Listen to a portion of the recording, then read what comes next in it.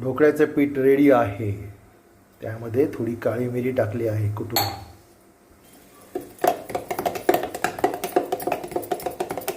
त्यामध्ये आपण आता इनो टाकणार आहोत. थोडे पाणी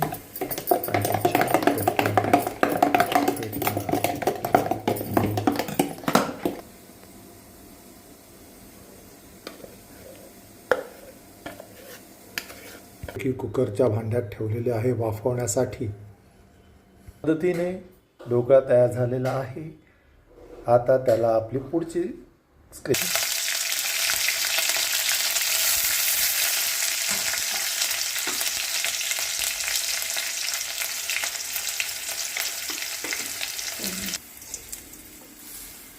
अशा पद्धतीने त्यावर छानपैकी फोडणीचं तेल टाकण्यात येत आहे. एक सुंदर ढोकळा तयार झालेला आहे. खमंग ढोकळा, सुंदर, अति सुंदर खमंग ढोकळा तयार झालेला आहे. अशा पद्धतीने ढोकळा तयार झाला आहे.